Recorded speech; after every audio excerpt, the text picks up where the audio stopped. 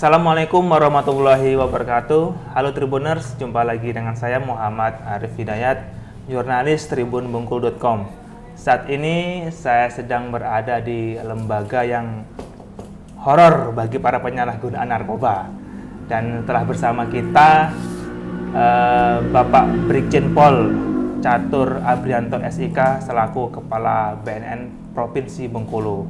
Selamat sore Pak Catur. Selamat sore semuanya, para peserta Tribun News yang menyaksikan acara apa ini? Bincang Tribun, Bincang Pak. Tribun. Ya, Bincang Tribun ini program talkshow bersama tokoh prominent dan pemerintah untuk menayangkan program-program pemerintah gitu. Baik. Sehat Pak kawannya Pak? Alhamdulillah saat ini kondisi sehat. Ya. Oke Pak, kalau ngomong soal BNN nih Pak, masih banyak masyarakat yang bertanya BNN itu apa, kemudian tujuannya apa, terus bedanya dengan Satuan Reserse Narkoba di Kepolisian itu apa? Ya, BNN adalah Badan Narkotika Nasional yang berdiri langsung di bawah Presiden. Dikepalai oleh seorang polisi yang berpangkat Komisaris Jenderal Dr. Petrus Kolose.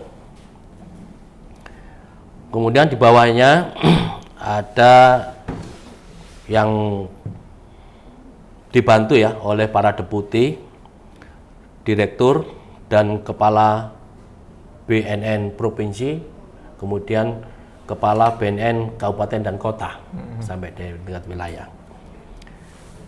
Dasar hukumnya adalah Undang-Undang Nomor 35 Tahun 2009 tentang narkotika.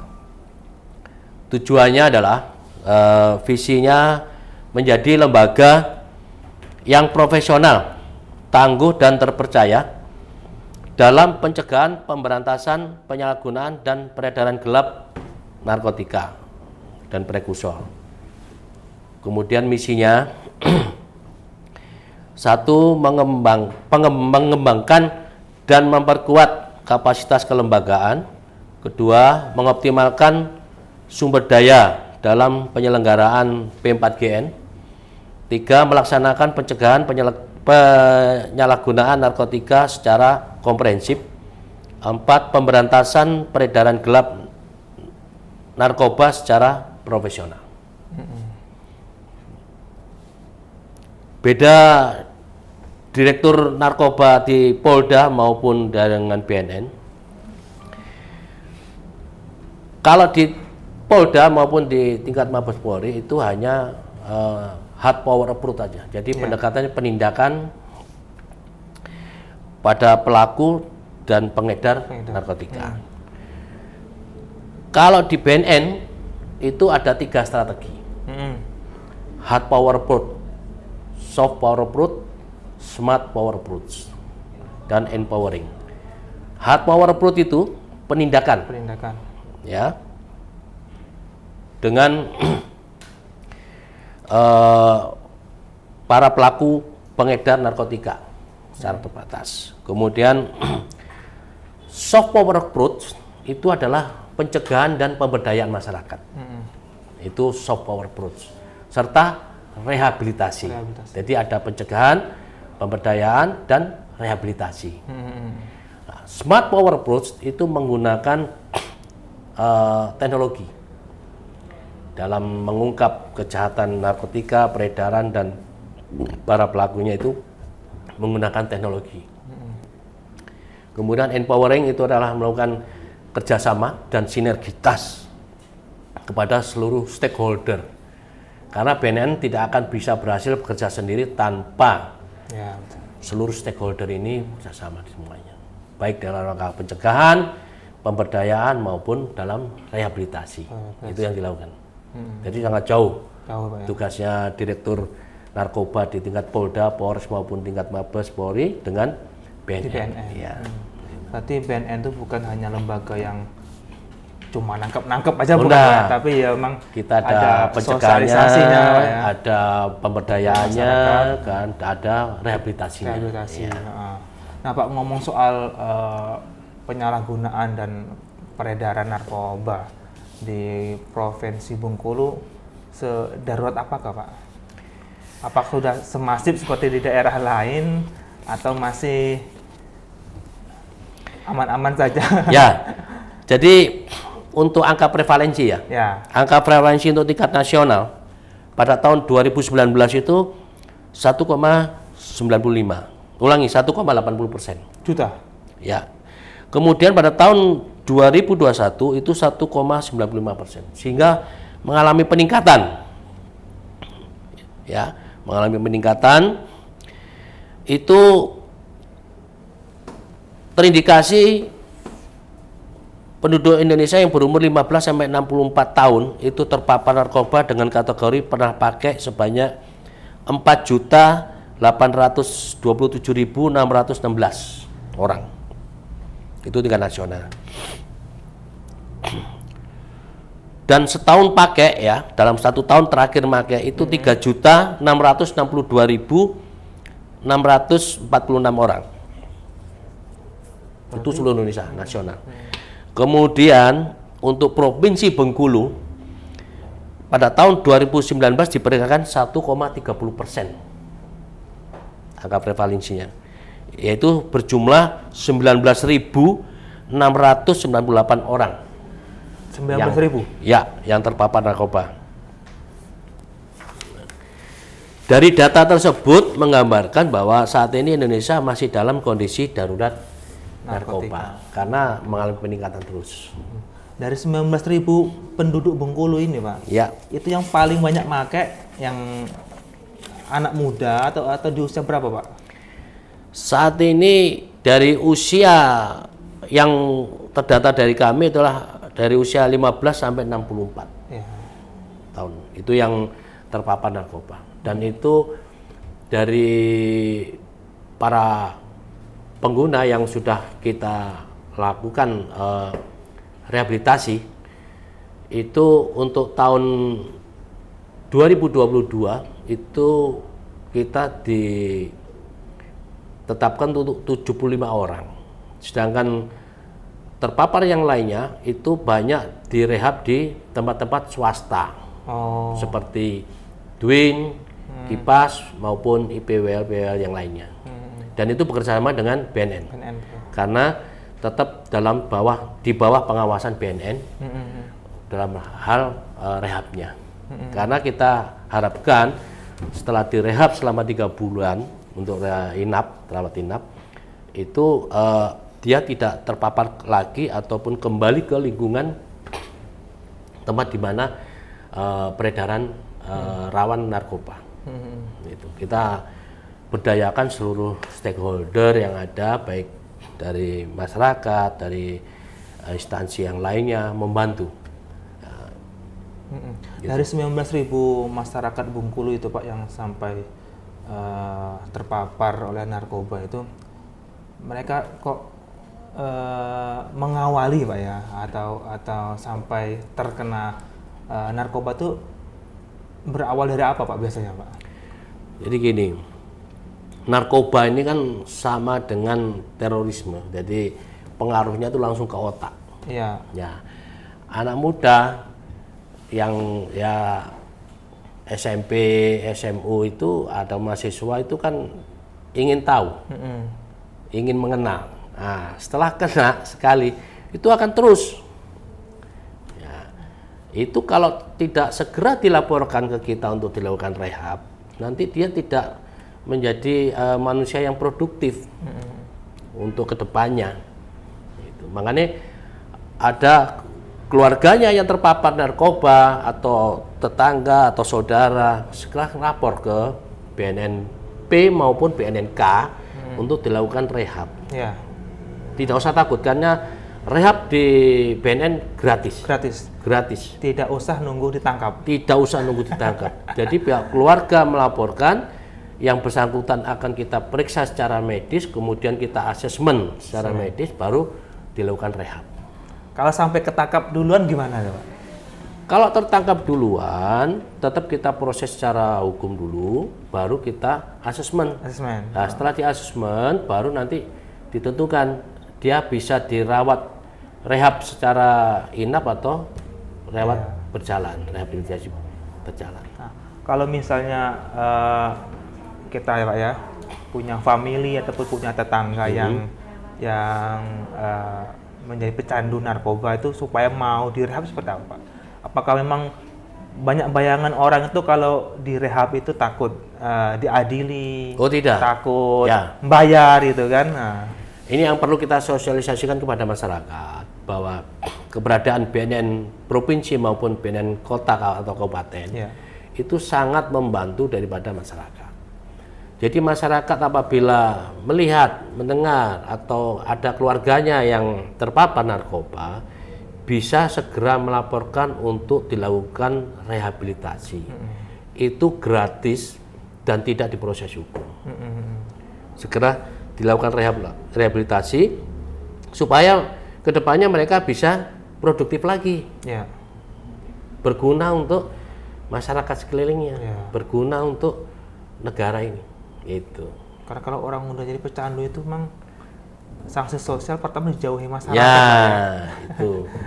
Kita harapkan mereka nanti dengan situasi yang tidak produktif itu kita rehab supaya menjadi dikembalikan ke masyarakat menjadi masyarakat yang produktif. Ya. Betul. Jadi ini perlu sosialisasi juga kepada masyarakat. Tidak usah ada rasa takut untuk melapor ke BNN. Ya, karena dijamin gratis. Lapor gratis, direhab pun gratis. Direhab gratis. Karena dibiayai oleh negara.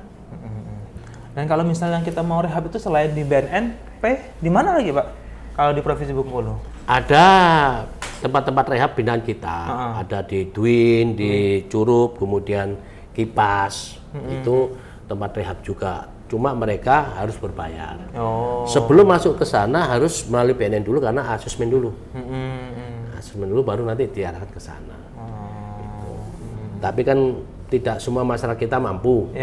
Jadi yang masyarakat kita semua kita arahkan ke BNN dulu. Tapi kalau dia mampu mau berbayar sendiri ke tempat-tempat rehab swasta ya boleh saja. Tapi tetap di bawah pembinaan BNN. Masuk di rehab itu apakah orang yang pernah menyalahgunakan narkoba itu apakah sembuh atau gimana Pak? Jadi tujuan kita memang di rehab itu untuk menjauhkan mereka dari ketergantungan daripada obat narkoba. Namun setelah direhab selama 3 bulan, itu tidak ada jaminan dari kita mereka sembuh 100% kalau nanti dia kembali ke lingkungan sosial yang dimana lingkungan itu adalah rawan narkoba.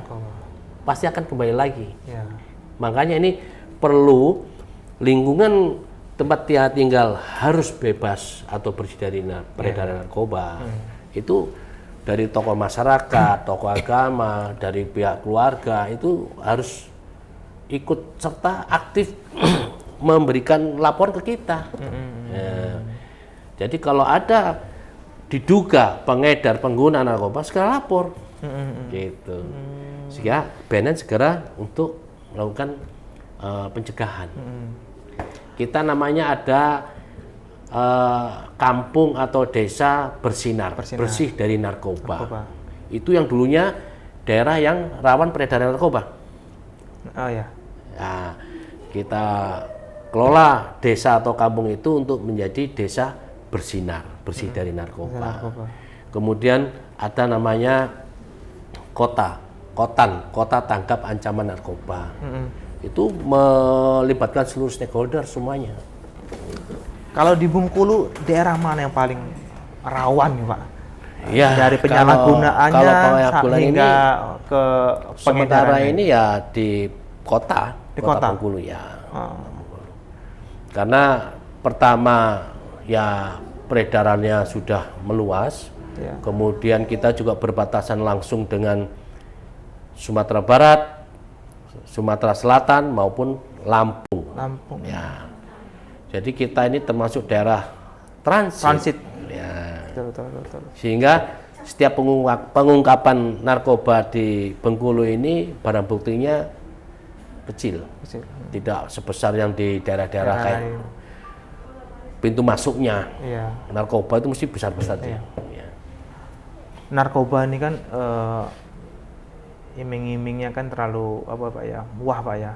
Bahkan dari seorang yang bukan siapa-siapa sampai maaf berita viral sebelumnya kan ada seorang irjen sampai terjerat juga tuh Pak. Ya. Nah, sebenarnya apa sih Pak yang bisa membentengi kita supaya tidak terjerat oleh narkoba? Kembali ke masing-masing diri kita, mental kita, termasuk lingkungan kita, gitu loh.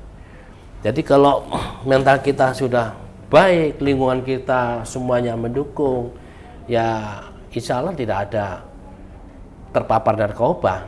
Nah, apalagi sebagai jaringan narkoba, pengedaran di wilayah kita itu kan mengkhianati dan menjerumuskan generasi-generasi muda kita yang ke depan ini masih harus menjadi tanggungan negara dia kalau tidak terpapar narkoba. Gitu. Makanya ini sangat-sangat berbahaya narkoba ini. Kalau dari awal sudah kena itu udah dibiarkan selamanya, nanti akan menjadi manusia yang tidak produktif dan selalu menjadi tanggungan pemerintah akhirnya. Gitu. Makanya dari awal kita sudah memberikan pencegahan kepada sekolah-sekolah baik tingkat SD, TK, SMP, SMU itu pertama kita menggelorakan dulu lagu-lagu Mas BNN melalui radio-radio swasta maupun radio RRI, termasuk sekolah-sekolah. Kemudian kita memberikan penyuluhan tentang bahaya narkoba. Pada saat pengenalan sekolah itu pada saat masuk ke ospek ya. Nah itu kita diberikan jam khusus untuk memberikan penyuluhan bahaya narkoba. Termasuk nanti di lingkungan-lingkungan organisasi yang ada itu kita diminta bantuan untuk memberikan penyuluhan. Kita melakukan juga perjanjian kerjasama atau MOU dengan seluruh stakeholder. Tadi barusan kita laksanakan perjanjian kerjasama dengan UPT pelatihan kerja atau BLK lah, Balai Latihan Kerja Bengkulu. Sehingga setelah rehab 3 bulan, mereka akan dilatih di BLK supaya nanti keluar dari BNN dia punya keterampilan, skill. Sehingga dia tidak menjadi lagi beban pemerintah, jadi manusia produktif. Ya. Kita kerjasama dengan lapas perempuan, narkoba untuk memberikan penyuluhan. Kemudian masyarakat yang terpapar di rehab secara berjalan tadi tidak rawat inap ya, itu diupayakan dipantau terus. Karena apa? Jangan sampai nanti terpapar lagi, terpengaruh lagi dengan lingkungannya. Itu. Ya, kita jauhi mereka dari lingkungan-lingkungan yang bahaya peredaran narkoba. Nah, supaya mereka menjadi manusia produktif. Nah, pertanyaan terakhir nih Pak. Nah. Jadi kan dari 19.000 penduduk ya, 19.000 penduduk Bengkulu kan udah terpapar dengan narkoba. Nah, program dari BNNP Bengkulu sendiri seperti apa untuk mencegah atau meminimalisir peredaran narkoba di Bengkulu, Pak? Ya, kita tetap mengoptimalkan program-program yang sudah kita rencanakan. Ya. Baik hard power approach-nya, soft power approach-nya maupun smart power approach-nya. Dari kegiatan masing-masing ini kita optimalkan semaksimal mungkin dan kita berdayakan masyarakat dan seluruh stakeholder untuk membantu tugas daripada BNN, termasuk pemerintah provinsi. Karena tanpa bantuan dari seluruh elemen yang ada, termasuk instansi pemerintah yang ada, mustahil akan berhasil tugas BNN. Karena harapan dari Bapak Presiden berdasarkan Impres 02 tahun 2020 tahun 2024 itu adalah menciptakan Indonesia bersinar. Tahun 2024 Indonesia bersinar. Nah, itu harus yang kita capai. Nah, makanya dari kabupaten kota sudah bersih, provinsi bersih, nanti tingkat nasional akan bersih. Dan itu besar kemungkinan bisa terrealisasi, Pak ya? Kita harus optimis. Iya. Kita harus optimis.